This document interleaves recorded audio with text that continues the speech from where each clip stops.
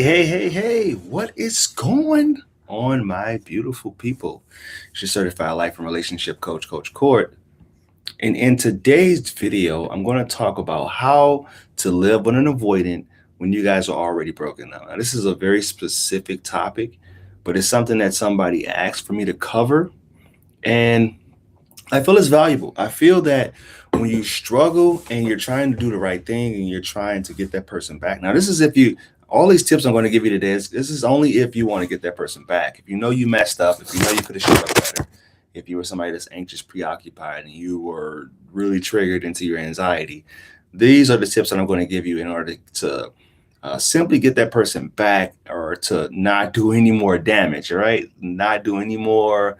Um, Not break this thing more than what you've already done.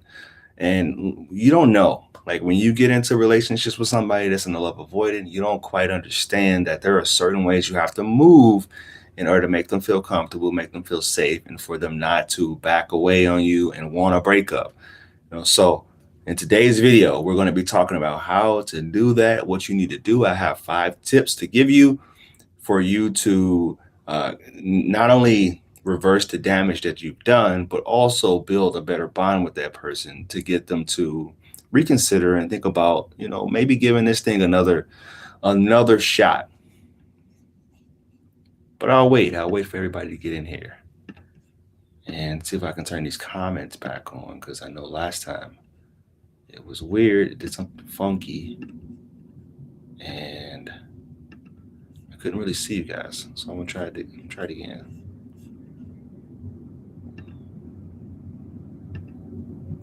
It should be visible to everybody. Glenn, you're here. I see you in here.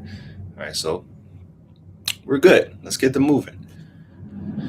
But before I get into the content, sorry, if you want my help personally, reach out to me on my website at www.fruitfulseeds.com.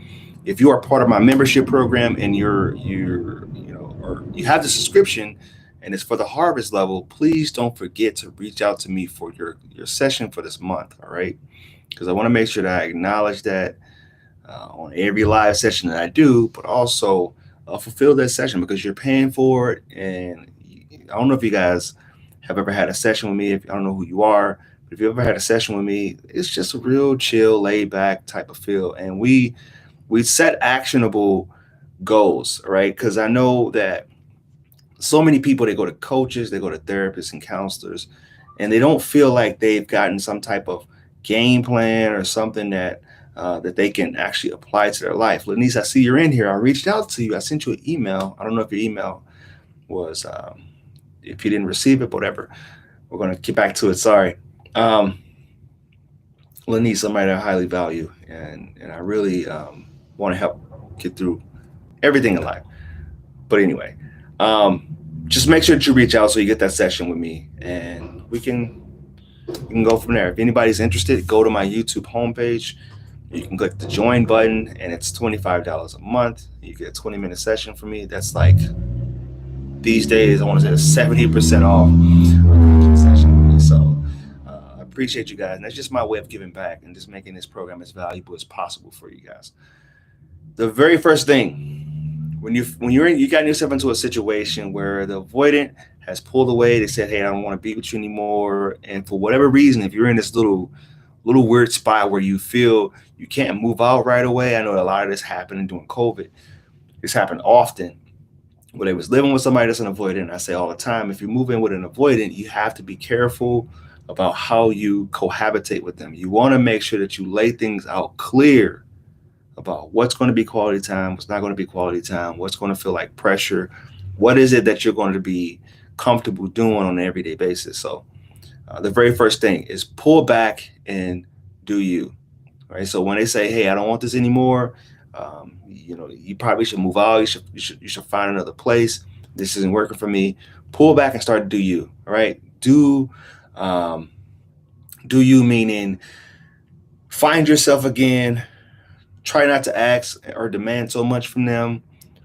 Don't think that you're slick and try to plan these little date nights, little dinner nights. Immediately, what I want you to do is to pull back. All right. Give them their time and give them their space, and do not try to force some type of interaction with them. Reconnect with your friends and your family, all those people that you've avoided or that you've let kind of fall by the wayside because you were in a relationship with this person. That's what I mean by do you. Work out again, have your own eating schedule, and try to keep yourself as scarce as possible. Don't try to sit down and watch a show with them. Don't do any of those type of things that's going to make it look like, oh, this person thinks that um, they're slick. They're trying to weasel themselves into a relationship with me again, or try to weasel some type of interaction with me again. Don't do that, right? So pull back and do you. The second thing you want to do is respect their wishes. And what that means is if they want to break up, you have to give it to them and say, all right, you know what? I totally understand where you're coming from. I'm going to do that. I'm going to give you your breakup. If you want it, you got it. So that means trying to find another place. If you are living with them, or if they're trying to move out, if they're living with you, let them move out. Let them go find their place. It's kind of tough to just kind of rip the Band-Aid off like that when you've gotten yourself intertwined in living spaces. But make sure that you don't pressure them to stay anymore. But plant that seed. Say, you know what? This is something I understand. It's not what I want. I feel we can make it work. But I'm going to respect your wishes, and I'm going to let you go and find if you need to go out and find your own place. I'm also going to, if you're living with them, give them reassurance that you're trying to find your space, because what tends to happen is they start to form more resentment for you if you're not respecting their wishes. So if you are actively looking for a place and you're communicating that with them, then that's going to make them feel as if, all right, this person understands, they get it, they're not being selfish, because they always go back to this person is selfish. It's all about them. They're not respecting what I feel and what I want and what's going to help protect my mental health. So do that. Respect their wishes. Let them know, hey, I'm actively looking, and actively look. If you have to go live with your parents again, if you have to communicate with a friend and go live with them, do that, please. All right. And this is just going to be for if you want this person back. Now, if you don't want them back, then by all means, burn all the bridges, say what you need to say, tell them that they're this or that. But it's not going to be planting good seeds in your life or in that relationship if you continue to stick around and try to manipulate them back into a relationship or commitment even. Glenn, it's good to see you. Silver Shadow. Wow, it's been a while. Hello. Thank you for joining me for Coffee with Court.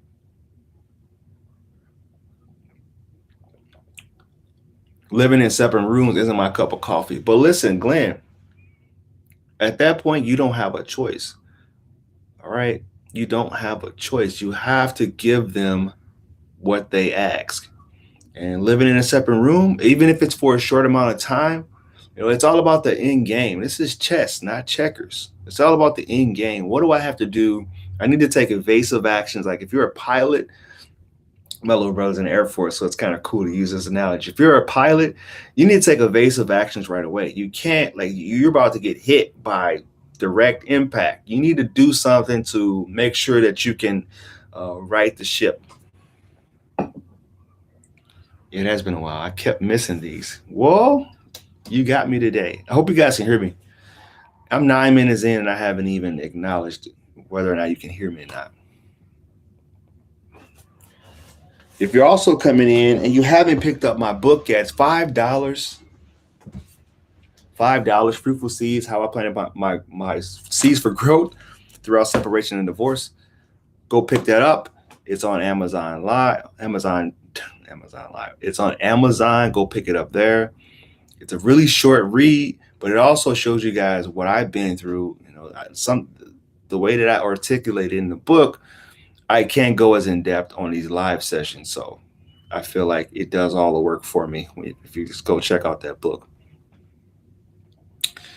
I broke up with my FA. I really tried, but it was so hard. So Silver Shadow, we'll get to that later. All right. I'm going to give you the next tip here. Yeah, I talked about that already. Give them space as soon as possible. That's that whole taking evasive actions because you don't want to do more damage. You've already done enough harm, and this, it takes two to tango. I understand that, but when we're talking about the case or the instant that you know that you didn't put your best foot forward, you knew that there were some things that you could have done. You could have calmed your anxiety yourself, and you didn't do that. This is what I'm talking about. You need to give them this space as quickly as possible. And the next thing you want to do is start depositing uh, things into their love bank. So this is an analogy. I don't know if you guys ever heard of the love bank or the love tank. I like both of them. You can use either or. They're interchangeable, I feel. But if we're going to talk about the love tank, because usually whenever personally, I use the analogy as, hey, my tank is on E when it comes to love. Um, there's this analogy where if you think about you doing things for a person, you're speaking their love languages, you're filling up their love tank. You're putting things in their tank that's going to make them feel like, all right, I feel love. I can still. This makes me able to give you more love in return. I can pour into you just like you're pouring into me. You want to make sure that you don't do anything to empty out their tank, and anything that you do to empty their tank is start depositing love. This is tip 4. Um, you want to not have any arguments. Don't bring up any type of protesting behaviors. Don't talk about the little things that really get on your nerves, because what's going to happen is going to continue to empty their tank. And if you're with somebody that has broken up with you, their tank was on E.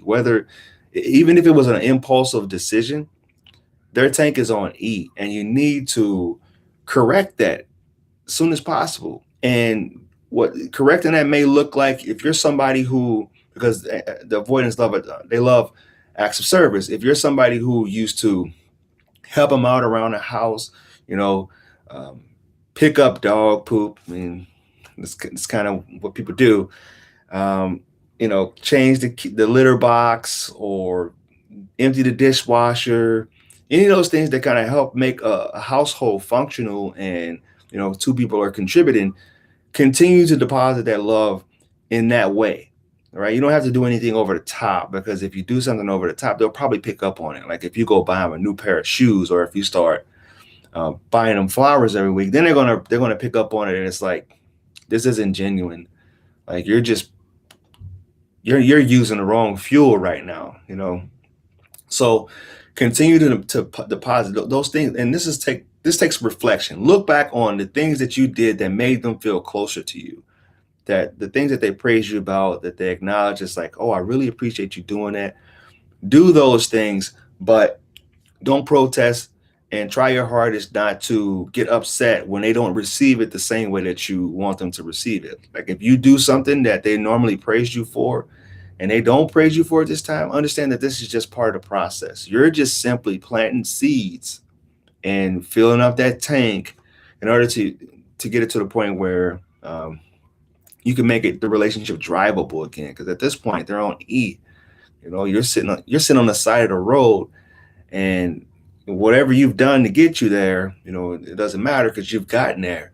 But now that you're here, this is what we need to do. Start depositing making those love deposits as quickly as possible.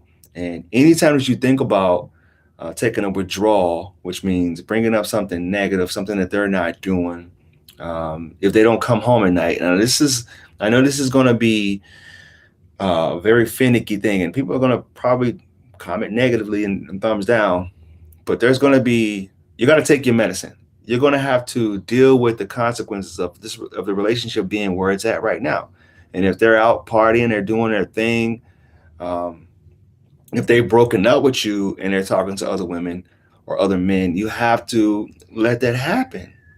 Don't take any withdrawals, because right now, especially if it's a weird case where you guys are still living together, the fact that they've broken up with you, you actually have to respect them and actually give them a little bit of credit for actually breaking up with you before they decided to go do what they were going to do. Now, I'm not talking in cases where this person is monkey branching you and they've already gotten another person.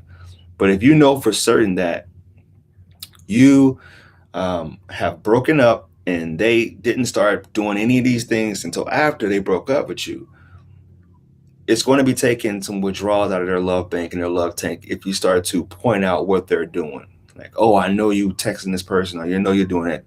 Those are still love withdrawals.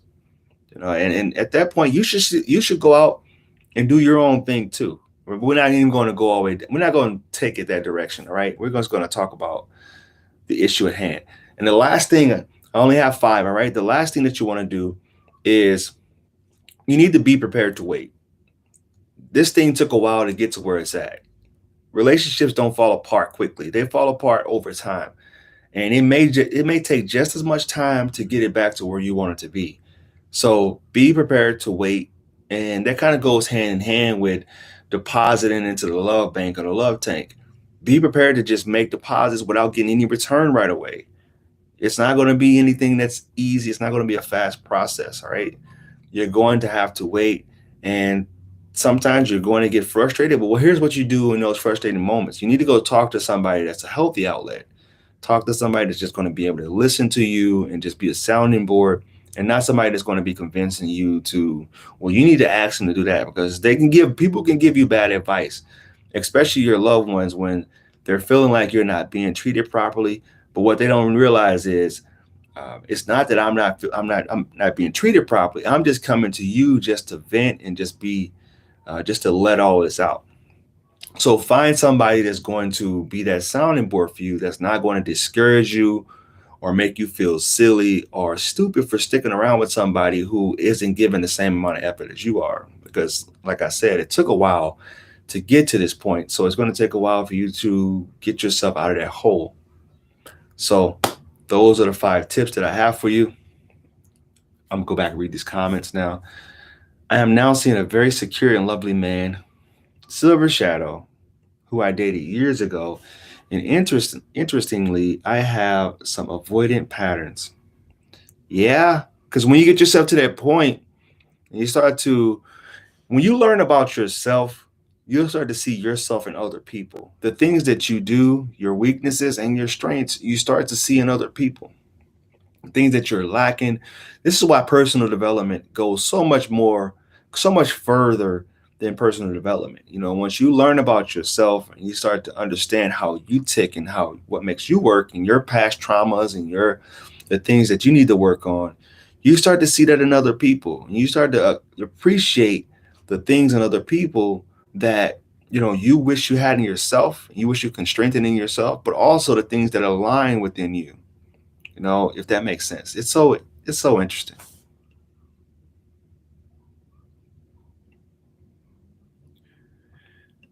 Anthony, what's up, brother?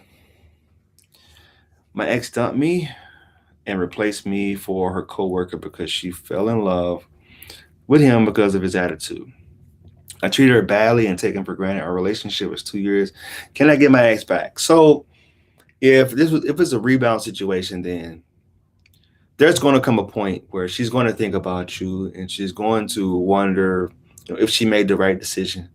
But you have to make changes like now, like right now, as of yesterday.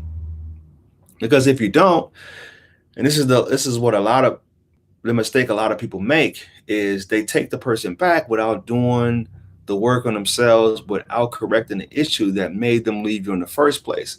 And what ends up happening is they'll end up just leaving you again. They'll end up not feeling like you've done enough, resenting the things the issues that you had before, and they'll decide to leave again. They never work out again. If you don't do the work on yourself and you're not truly serious about it, you're just going to end up making the same mistakes all over again. Sure, they may have been a nice pacifier to relieve that loneliness that you felt throughout that time, but it's just going to happen again. I mean, no contact after 30 days, no contact. She blocked me and unblocked me the next day. Well, that's usually a good sign. If somebody unblocks you, whenever somebody blocks you, I take that as like an emotional, unstable decision. usually most of the time, sometimes it could be where this is a person to block you because it's just part of their healing process. But if you guys had some type of negative interaction and they blocked you, that was just emotionally charged. And you usually end up unblocking you because they realize it. And especially if they don't want to completely cut you out their lives. And if this is a case where they were just feeling some type of way in that moment, then they usually unblock. I'm in okay. All right. This is good information. You got it, brother. So I'm done. Thank you guys for always supporting me. Uh, if you are interested in the membership program, it's $25 a month. I really feel like it's valuable. You know, you get 20 minutes of coaching with me one-on-one. We get to talk about the things that you need to, areas you can strengthen, but also formulate a plan to help you continue to make your relationship as happy and as thriving as you can. So for my help personally, reach out to me on my website at www.fruitfulseeds with the Z at the end. And reach out to me on my other social media. I really respond to Instagram. Like I'm on Instagram almost every day. Actually, I am every day. Who am I kidding? I'm on Instagram every day. So you can reach out to me there. I am Coach Court, Instagram, Facebook, TikTok. Actually, Instagram, Facebook, Twitter is I am Coach Court. TikTok is I.am.coachcourt, although I rarely respond to there. So you can shoot a shot there if you want, but I don't know. Sometimes I do respond. But I appreciate you guys. I love you guys. This has been awesome. I'm actually thinking about doing a giveaway for the 5K subscribers that I got here on YouTube. Whew, it's been a day. Been coaching all morning on YouTube. So I'll let you guys know. I'll keep you guys up to date. If I decide to do that, it'll be right here on this home base of YouTube. So thank you guys. I love you. Peace.